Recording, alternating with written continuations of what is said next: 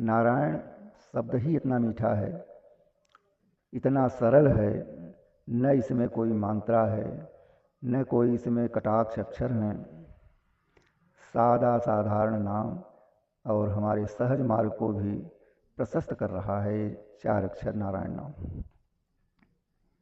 नारायण एक अमूल्य वस्तु है।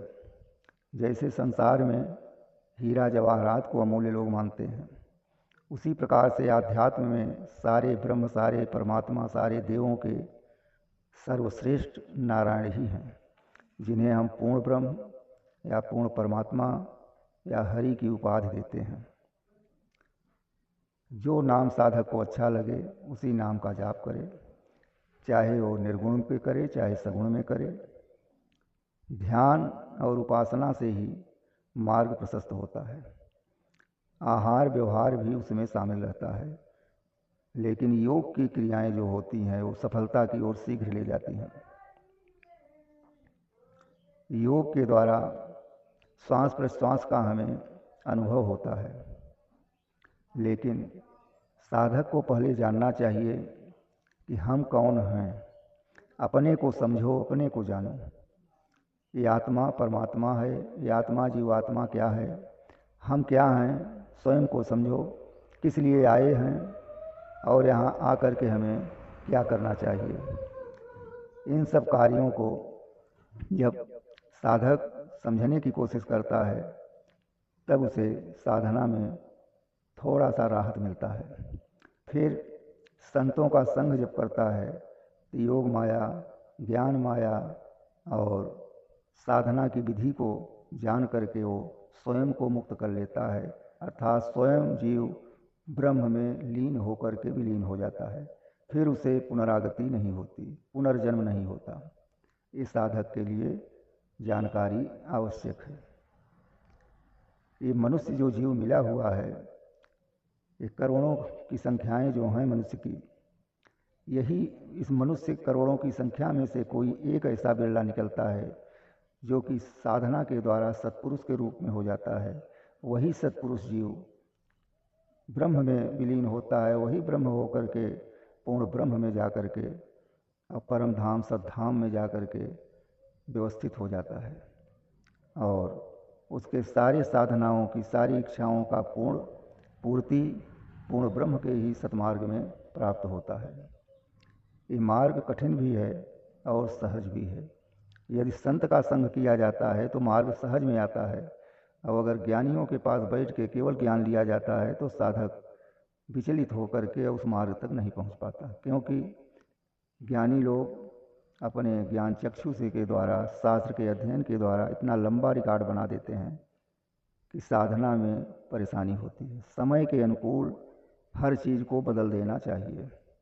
परिस्थिति कैसी है हमारी, मैं किस ढंग का हूँ, चल पाऊँगा कि नहीं चल पाऊँगा, तमाम ऐसे प्रश्न रहते हैं, समस्याएं रहती हैं संसार में।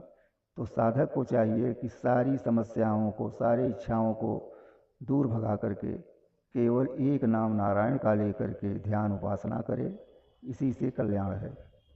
तो साधना एक अमूल्य चीज़ है। हम सहज मार्ग का उपदेश देते हैं, जिसमें मुझे लाभ मिला है, जिसके द्वारा मुझे अनुभूति होती है, उसी मार्ग को हम अपने वाणी द्वारा सबको प्रसारित कर रहे हैं। जो साधक साधना करना चाहे इस सहज मार्ग के द्वारा अपने को मुक्त कर सकता है। सहज मार्ग का अर्थ है साधना के नियम को जान लेना। कैसे मालूम होगा? जब हम किसी संत, अनुभवी संत के पास रह करके, उनकी सेवा करके, उनसे ज्ञान प्राप्त करके, जब संत प्रसन्न होगा तभी आपको ज्ञान दे सकता है। हम भी किसी संत के ही संगत से इस समय इस ढंग पर बैठे हुए हैं। तो ब्रह्म को जानो, अपने को जानो। जिस प्रकार से इस शरीर के लिए हम स्वस्थ रखने के लिए, चैतन्य रखने के लिए तमाम भोगों को, तमाम अच्छे अच्छे संसाधनों का प्रयोग करते हैं, तो हमारे शरीर के इस ठटरी पर स्वस्थ रहने का, स्वस्थ चमड़े का, स्वस्थ स्वरूप का रूप दिखाई देता है। उसी प्रकार आत्मा को स्वस्थ रखने के लिए हमें नारायण का जप, ध्यान उपासना करना चाहिए। जब जप नाम और उपासना करते करते श्वास प्रश्वास में हम रमण करते हैं या भ्रमण करते हैं, तब जाकर के मुझे थोड़ा थोड़ा अनुभूति मिलती है, कुछ न कुछ दृश्यगोचर होता है। तो उसे हमें पकड़ने के लिए भी संत की सहायता लेनी पड़ती है। जो संत जानकार है, दिखाई तो चमत्कार के रूप में बहुत कुछ देता है शास्त्र मत से, लेकिन पकड़ने का रास्ता बताना कठिन है। वही बता सकता है जो प्रैक्टिकल किया होगा।